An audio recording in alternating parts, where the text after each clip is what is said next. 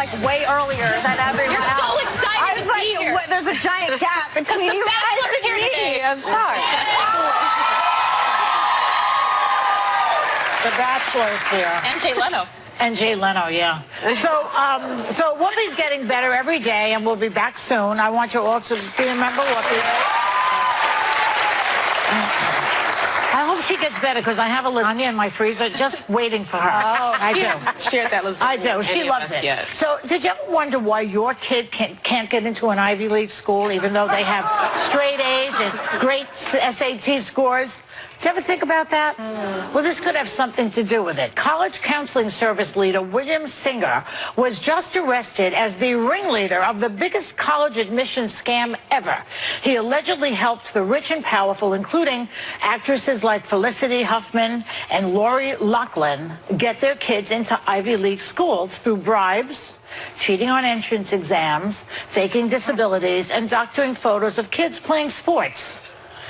Now, everyone is shocked by this. Shocked. But, I mean, are you surprised? I'm not that surprised. Is that the I'm sad surprised part? they caught them, that's all. Isn't that the sad part, though? Like, when this broke yesterday, I was like, oh, shocking. Like, this is what I think we all knew was going on. I'm just thrilled that a spotlight is being put on it. Yeah. Because if this is one operation, but it does make you wonder how many others there are and how many other parents are paying off for their kids to get in through sports, or someone taking their exams for them, or whatever it is. I do want to mention that William H. Macy, Felicity Huffman's husband, is not charged in this.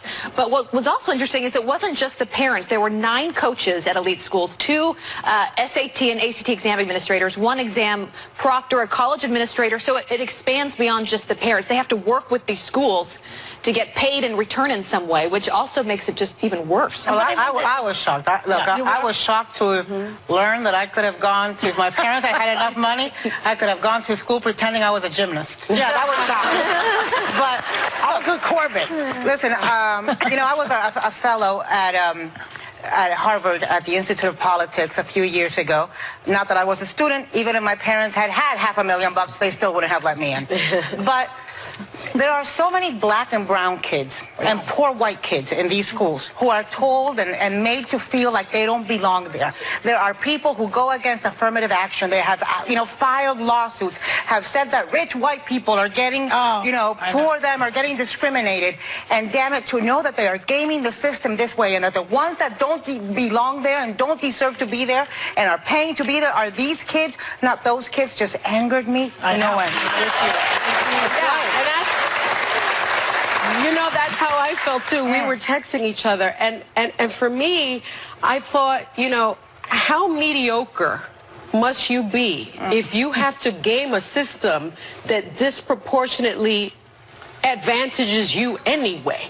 Right. I mean, that's how I was, That's a good one. You must really be mediocre if you have to game that system, because you've got all the advantages of that system anyway. But they don't want them to go to just any school. Yeah, they want them to go to that school. And I think what was also shocking to me... And what you're talking about by advantages are private schools, counselors, tutors, SAT courses. You can pay for the best anyway.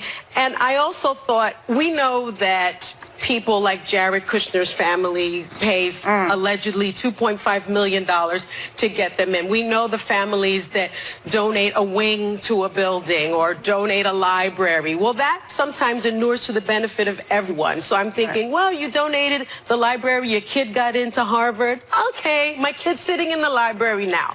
I may not be bothered, but this is fraud. This is someone taking the exam for your kid. This is very, very different, and that sickened me. And the athletic part really sickened me, because you all know, my kid is a 3-sport athlete. I've been the mom that has seen him sitting in the Epsom salt bath all night. I've been the mom that, wakes him up at 4 o'clock in the morning because he's going to swim practice at 5:30 when his friends are still in bed. I've been the mom where, he's got to leave our summer vacation because he's got preseason football. And these parents are superimposing their kids' faces on my kid's face. I mean, that's ridiculous. ridiculous. But Sonny, your kid's going to go to Harvard or Princeton, and he's going to finish. These kids are going to go 6 months, and then they're going to get kicked out. Well, I don't know. A lot of those kids have graduated. Well, how What did are they do gonna that? now? Is somebody writing their papers for 4 years? We don't have that much time left, and I just want to get one thing in really quick. First of all, what you're saying about Harvard, there's actually a huge scandal right now